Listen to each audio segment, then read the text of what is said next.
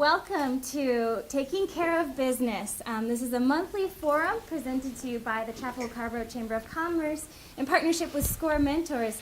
At the Chamber, one of our promises is to connect you with people and resources to help you succeed, and this is one of those monthly forums to do that for you. That wouldn't be possible without the help and input of SCORE Mentors. Let me tell you a few words about us. So we are a nonprofit organization partnered with the Small Business Administration and dedicated to help small businesses launch, grow, and thrive. Your mentors are working or retired business executives or entrepreneurs, and they will give you expert, confidential advice and assistance in all aspects of business and industry. They will help you solve finance, marketing, operations, or management problems, or build a solid business plan if you're launching a business. I want to give a special thank you to SCORE clients who are here tonight with us, as our clients made us the #2 chapter out of 330 chapters nationwide in terms of client satisfaction and engagement. So thank you very much to our clients. You are the best. Let me first introduce myself. Again, my name is Garth Davis. Spoonflower is the fifth company that I have been, I guess you would safely say there on the first day. A few things that run through all of these. First, I'm an entrepreneur. But I think inside of that, I'm definitely a nerd. I've embraced that as I've grown older, and I would encourage everybody else to as well. It's a good, it's a good thing to be. And I am passionate about entrepreneurship. Current project is called Spoonflower, and you expressed exactly what it is, but I'm going to broaden on that a little bit. And do so by telling a bit of a story. Spoonflower was not my idea, and it wasn't even the idea of my co-founder, Stephen Fraser, who's, by the way, also a Chapel Hillian. It was his wife's idea. So I'm a nerd, and Stephen is kind of, he would describe himself as an internet geek.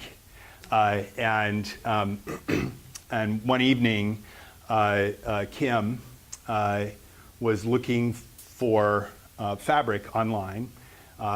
She looked in all the local shops and she wanted something very particular, a polka dot.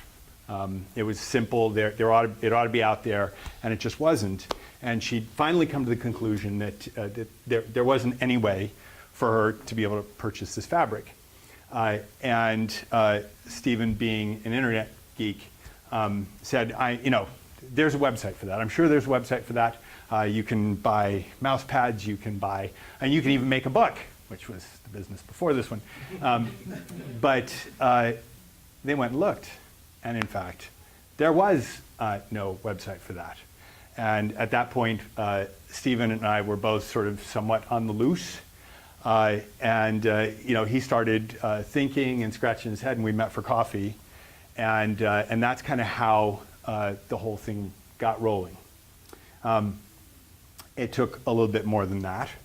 It took a whole lot of help from the nonprofit sector of really what's left of the state's textile business. We learned a tremendous amount from Cotton Inc. and from the NC State College of Textiles, but most especially from a local nonprofit called TC Squared.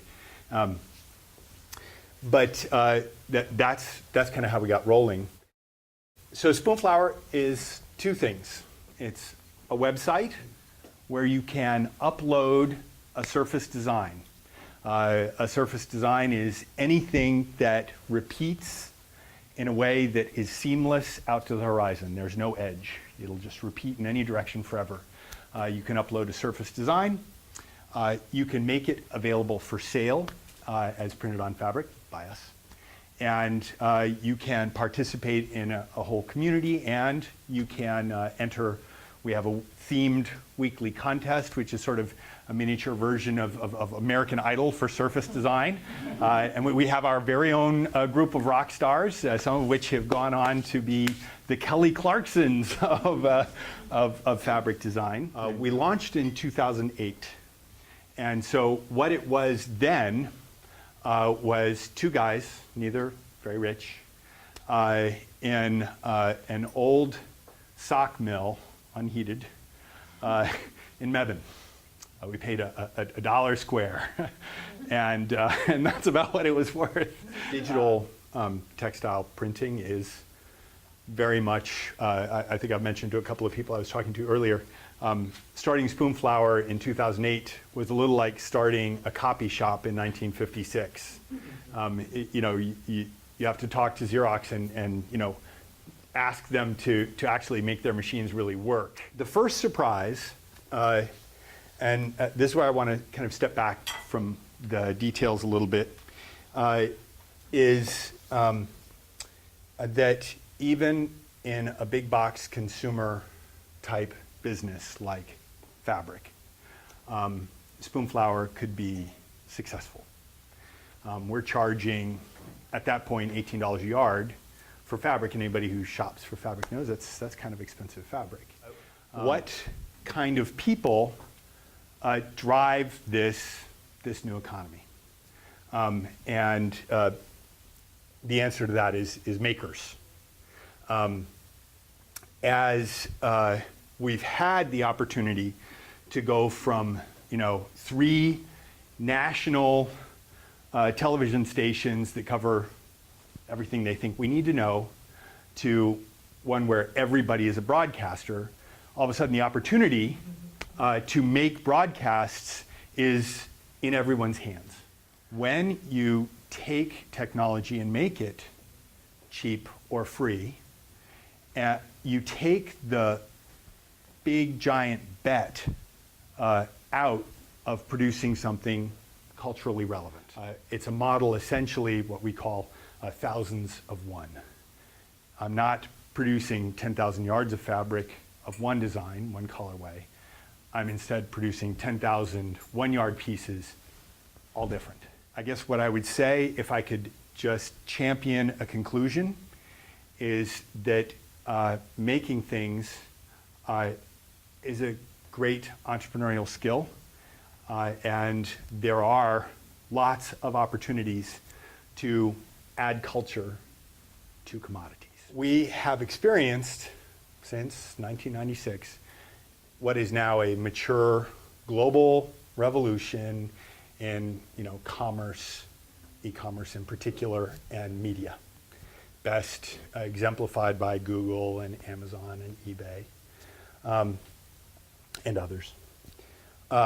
And I would make an argument that there is a sibling to that revolution which is going on right now, which is the idea of doing manufacturing in very big bets, and instead doing it one at a time.